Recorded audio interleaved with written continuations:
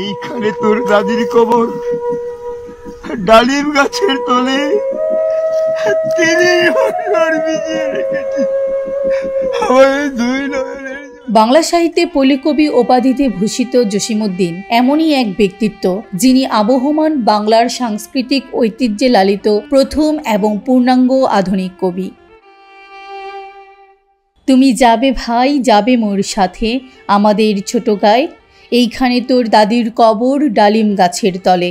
এমন শত কবিতা, গল্প, নাটক আর গানের মাধ্যমে গ্রাম বাংলার মানুষের সুখ দুঃখের কথা তুলে ধরেছেন কবি। ঐতিহ্যবাহী বাংলা কবিতার মূল ধারাটিকে নগর সভায় নিয়ে আসার কৃতিত্ব জসিমউদ্দিনের। তার নকশি কাঁথার মাঠ ও সোজান বাদিয়ার ঘাট বাংলা ভাষার গীতিময় কবিতার উৎকৃষ্টতম নিদর্শনগুলোর অন্যতম। তার কবিতা বিভিন্ন ভাষায় অনুদিত হয়েছে। 1903 সালের 1 জানুয়ারি ফরিদপুর জেলার তাম্বুলখানা গ্রামে জন্মগ্রহণ করেন জসিমউদ্দিন।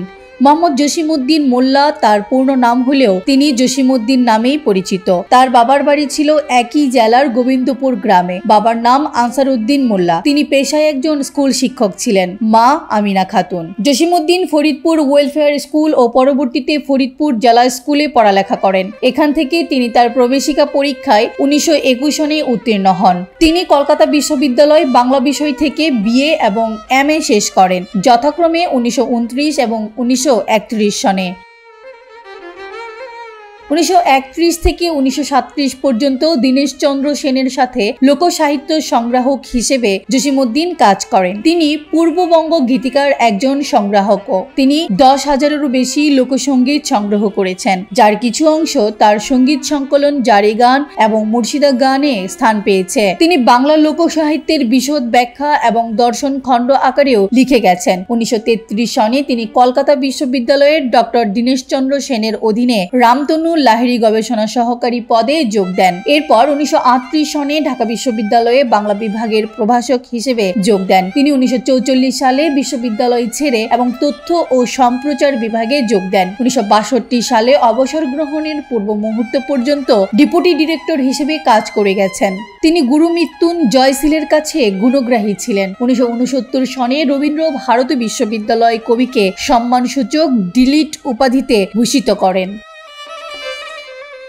জসিমউদ্দিন একদম অল্প বয়স থেকেই লেখালেখি শুরু করেন। কলেজে অধ্যয়নরত থাকা অবস্থায় পরিবার এবং বিয়োগান্ত দৃশ্যে একদম সাবলীল ভাষায় তিনি বিশেষ আলোচিত কবিতা কবর লিখেন। তিনি কলকাতা বিশ্ববিদ্যালয়ের ছাত্র থাকা অবস্থায় এই কবিতাটি প্রবেশাধিকার বাংলা পাঠ্য বইয়ে স্থান পায়।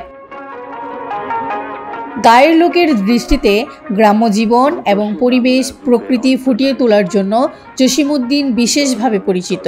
তার এই সুখ্যাতি তাকে পল্লীকবি উপাধি এনে দিয়েছে। তার কাব্যের গঠন প্রণালী এবং বিষয়বস্তু পাঠককে বাংলা লোকসাহিত্যের প্রগাঢ় আস্থাদান এনে দেয়। তার রচিত নকশি কাঁথার মাঠ কাব্যগ্রন্থকে তার শ্রেষ্ঠ শিল্পকর্ম হিসেবে বিবেচনা করা হয় এবং পৃথিবীর অনেক ভাষায় এটি অনুদিত হয়েছে।